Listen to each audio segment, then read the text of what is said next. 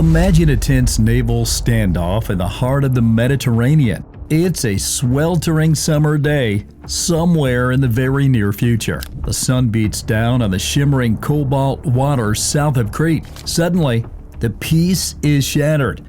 On the horizon, the Turkish Oryx Reese appears. Its seismic streamers already deployed, probing the seabed. But it's not alone. Sleek Turkish Navy frigates flank it, their guns undoubtedly manned.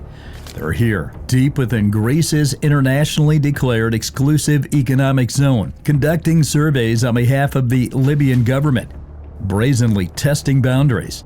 But Greek naval forces, perhaps a valiant frigate like the Sara or the Hydra, are already steaming in, ready to confront. The air crackles with tension. Every move is magnified, signaling a dangerous standoff where the stakes couldn't be higher.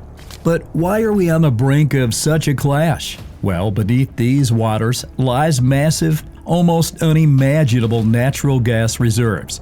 In fact, the eastern Mediterranean is estimated to hold $500 billion worth of energy reserves, including approximately 5 billion barrels of oil and a staggering 13.5 trillion cubic meters of natural gas. Greece's potential 680 billion cubic meters of gas reserves alone can fundamentally shift regional power dynamics and dramatically escalate tensions with Turkey. This discovery is powerful enough to not just stabilize Greece's often shaky economy, but genuinely transform it, catapulting it into a pivotal energy player for Europe. But here's the harsh reality.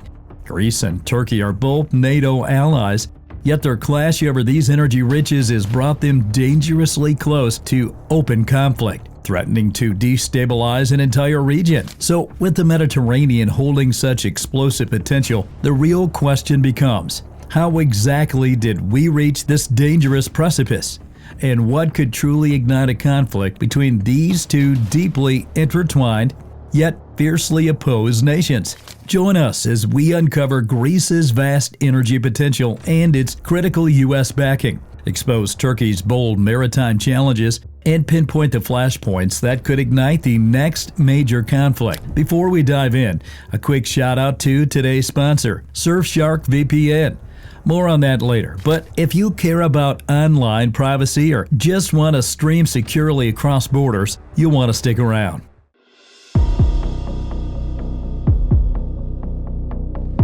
All right, let's pull back the curtain on this Mediterranean energy treasure. You see, recent preliminary seismic surveys have truly ignited this excitement, especially in those exploration blocks southwest of Crete. What's truly astonishing is that the data indicates potential reserves far exceeding even optimistic initial expectations, with some assessments suggesting up to 600 to 800 billion cubic meters of gas. That's a staggering amount, signaling a genuine game changer for Greece's future. More specifically, conservative estimates for Greece's offshore blocks, particularly near Crete, project up to 680 billion cubic meters of gas. Now, to put that into perspective, with Greece's current annual gas consumption hovering around just 4 to 5 billion cubic meters, these reserves could potentially meet the country's needs for well over 100 years. This commands genuine energy independence, and that can fundamentally transform Greece's geopolitical leverage, not just in Europe, but globally. And get this, the main players here aren't just local Greek companies. We're talking about global titans like ExxonMobil and Chevron. These two American energy behemoths are right there, poised for exploratory drilling. Their presence here is crucial, and it's backed by significant political and even financial support from the U.S. government. This truly cements a powerful strategic alignment between Washington and Athens. Now for a deeper dive into something often overlooked: Donald Trump's America First energy policy. The Trump administration was actively pushing American energy companies abroad, especially ExxonMobil, into strategic regions like the Eastern Mediterranean. Here's the thing. Washington saw a direct link between having U.S. corporations present and extending American influence. They viewed it as a powerful counter to Russian energy dominance in Europe. So this provided a crucial layer of U.S. diplomatic and, yes, even implied military backing for Greece against any potential Turkish threats. The whole picture gets even more intricate when you look at the other major players in the Eastern Mediterranean. We're talking about a true complex web of energy discoveries and competing interests. To Greece's east, Cyprus has significant offshore gas fields like Aphrodite and Glaucus. Just south, Egypt boasts the massive Zohr field, one of the biggest gas discoveries in the Mediterranean, while Israel has developed its own substantial Leviathan and Tamar fields. These discoveries have spurred new regional alliances like the East Med Gas Forum, aimed at facilitating cooperation and potential gas exports to Europe. For all these nations, energy independence primarily transforms their geopolitical leverage, allowing them to project greater influence and secure their strategic interests. So with Greece solidifying its alliances and the U.S. truly planting its flag in the seabed, how exactly is Turkey challenging the very foundations of international maritime law? And why has Libya become its most dangerous pawn in this high-stakes game? By the way, only 6% of you watching have subscribed. If you appreciate deep dive geopolitical analysis like this, hit like and subscribe. It helps us make more videos like this.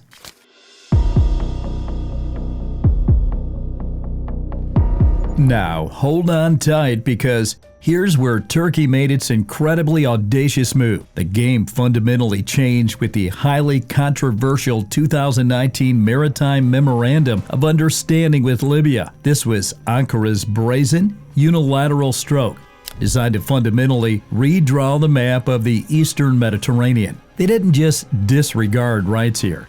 They literally drew a maritime boundary that carved straight through the legitimate exclusive economic zones of sovereign Greek islands. Islands like the colossal Crete, the historically rich Rhodes, and even the tiny, isolated, yet strategically vital Kastellorizo. Think of it as a phantom line from Turkey directly to a fractured Libya, effectively annexing vast swaths of what international law and Greece unequivocally recognize as Greek continental shelf, ignoring countless Greek landmasses. This deal was signed with Libya's Tripoli-based government of National Accord, GNA, an authority whose legitimacy is fiercely contested.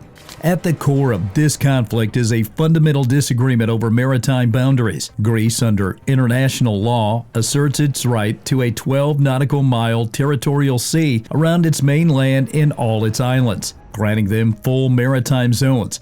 Turkey, however, rejects this, viewing such an extension as a casus belli, a cause for war.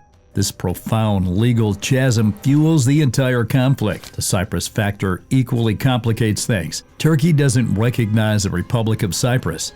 Instead, it supports the Turkish Republic of Northern Cyprus, a self-declared entity recognized globally only by Turkey, challenging Cyprus's right to delineate its EEZ, arguing Turkish Cypriots also have energy rights. This non-recognition adds historical grievance, hindering any unified regional energy strategy. But a deeper, more central issue makes this dispute intractable: Turkey's defiant refusal to sign the United Nations Convention on the Law of the Sea. We'll dive deeper into UNCLOS in the next chapter. So, how has Athens responded to Ankara's aggressive posturing? Greece countered with the Greek-Egypt Maritime Agreement in 2020. This deal effectively nullified and directly countered the Turkey-Libya MOU, creating undeniable legal reality. The Greek-Italian Maritime Agreement, also from 2020, further legitimized Greece's position under UNCLOS. This isolated Turkey's unilateral approach. Crucially, the Turkey-Libya maritime deal was rejected by Greece, the EU, and the United States, underscoring its utter lack of international legal standing. Here's where things get even worse. Turkey has started treating Libya not as a sovereign nation, but as a maritime proxy in its strategic game. This is evident in recent MOUs, like the June 2025 deal with Libya's National Oil Corporation for seismic studies. Through these agreements, Turkey is expertly leveraging Libya's internal divisions and its desperate need for energy exploration. However, there's an even deeper game afoot here. This is a calculated effort by Turkey to subtly test Greece's defensive stance. What makes things even more troubling is General Khalifa Haftar's evolving stance. Previously an opponent of Tripoli's GNA, recent developments from late 2024 to mid-2025 show a growing reapproachment between Haftar and Ankara. Alarmingly for Athens, reports indicate Haftar now aims to ratify the controversial Turkey-Libya maritime deal via the eastern base House of Representatives. Such a move would provide dangerous Libyan legitimacy to Turkey's maritime claims, complicating Greece's diplomatic efforts and underscoring the shifting alliances in fractured Libya. Adding to these concerns, Greek Foreign Minister Georgios Korepetretis met with Haftar in Benghazi in early 2025. Yet discussions yielded limited progress, as Haftar remained non-committal. Meanwhile, Korepetretis plans to visit Tripoli to officially meet the representatives of the internationally recognized Government of National Accord, GNA. This meeting is strategically timed to reinforce Greece's diplomatic stance and effectively counter Turkey's increased pressure on Libya from both sides of the divided government. Yet, Greece has neglected Libya for years, and we might say that Greece has effectively lost Libya due to a lack of political will, reduced foreign ministry budgets, or misguided political decisions. So when faced with such assertive moves from Ankara, can Europe's diplomatic pronouncements and the sheer weight of international law truly act as an impenetrable shield for Greece? Or are we just witnessing words against a determined and unpredictable foe? Before we continue, a quick break to thank Surfshark VPN for sponsoring this video.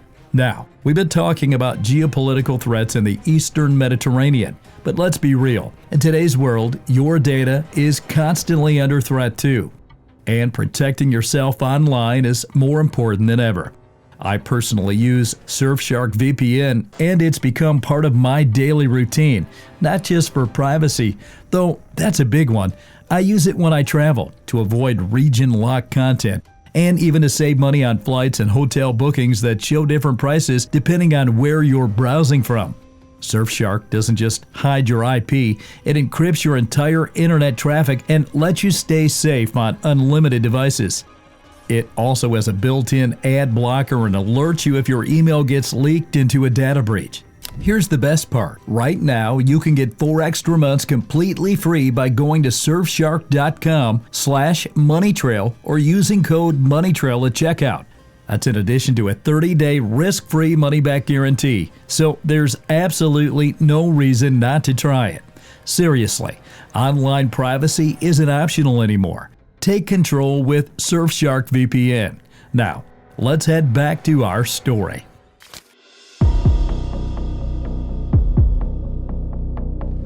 So what stops Turkey from simply taking what it wants? This is where Europe's legal shield comes in. Primarily through UNCLOS, the United Nations Convention on the Law of the Sea. This is the global foundation for maritime rights. You see, UNCLOS clarifies how islands, even small ones like Kastellorizo or larger ones like Crete, are explicitly granted their own full maritime rights, including continental shelves and EEZs, just like mainland territories. This is crucial because Turkey's Blue Homeland Doctrine argues islands don't have such rights.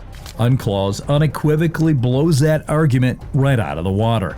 For peaceful resolution, Greece insists its maritime disputes with Turkey be resolved based on international law, emphasizing UNCLOS adherence. Greece argues its islands are entitled to EEZs. To address these tensions, Greece has formally proposed submitting these disputes to the International Court of Justice in The Hague. This ensures impartial legal resolution, offering a clear path away from military acrobatics, but Turkey avoids it, even though it uses the cloak of international law every time it violates Greece's rights. So does Europe truly have Greece's back? Absolutely. European Council conclusions from June 2025 strongly condemn the Turkey-Libya MOU, declaring it violates the sovereign rights of third states and is not in line with international law. This crystal clear message unequivocally underscores the EU's firm political and legal backing for Greece. The EU solidarity acts as a formidable shield, making any direct military aggression by Turkey a far more costly endeavor, significantly raising Ankara's stakes. But is it not just high-level diplomacy? European Parliament resolutions consistently condemn Turkey's aggressive actions and illegal drilling in Cyprus, even opposing sanctions. Parliament's role demonstrates a consistent, united front, showing that Turkey's actions face broad institutional condemnation. But with tensions mounting and legal battles raging, where does the fuse truly lie? What are the specific waters where a single spark could ignite a devastating war, pulling an entire alliance into its fiery aftermath?